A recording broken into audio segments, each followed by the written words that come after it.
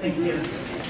So 2012 became known to those close to me as the year that I quit my life.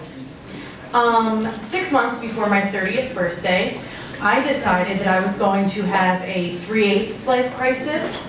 It's kind of like a midlife crisis, but I didn't go out and buy a Ferrari or get lipo. Instead, at 29 and a half, I decided that I was just going to quit.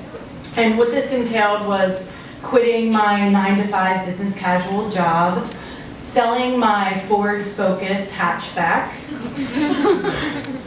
dumping my 30-ish overweight unemployed boyfriend of 7 years, moving out of our 1,200 square foot Port Richmond row house and buying a one-way ticket to Costa Rica. Some sound advice for those quitting your life at 29 and a half. Do not cash out your 401k. You'd be surprised how important that is at 32 and a half. And if you do decide to cash out your 401k and move to Costa Rica, don't worry, because there's plenty of job opportunities for you, including a job attendant selling Pura Vida t-shirts for commission, or you could work as a party planner at the local club, where the biggest event is the Mayan 2012 end of the year party. But if that doesn't work out, you could always work at a timeshare where you have the amazing opportunity to learn high pressure sales, come face to face with rejection every day, and make false promises to people who really are having a midlife crisis. And just some other advice, you just always want to make sure that you keep in touch with your parents. That way, so when you have your weekly call with your mother, you can be patient each time she says to you, "You know, Wayne, you didn't have to move to another country to dump your boyfriend." You can reassure her that you read Eat, Pray, Love, and you are fairly confident about how this whole thing turns out. And another good note about moving to a country, you might want to learn the language.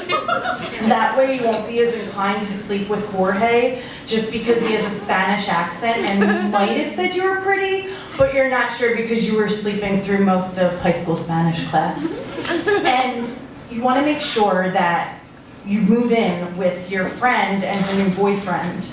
That way you can experience all of their firsts as a third wheel. You know, meeting the parents and family dinners and getting a puppy. And that way you won't be as offended when they get engaged and politely ask you to move out because they're moving forward.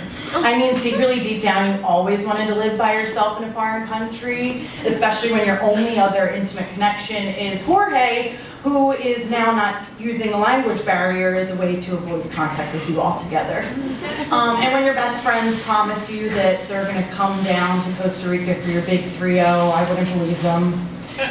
Just plan your own intimate beach bonfire with your local friends, who may or may not know your name and probably are there for the free booze and hot dogs.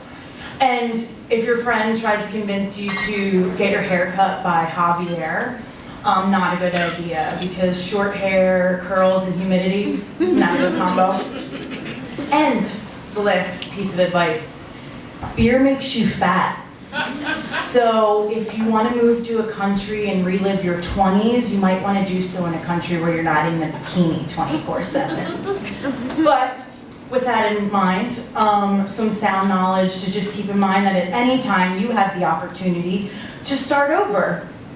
And at this time, you can come back to the States and buy a silver Ford Focus hatchback, get a new 30-ish unemployed overweight boyfriend, live in a similar Port Richmond row house, and there's a plethora of waitressing jobs just waiting for you when you're ready to unquit your life.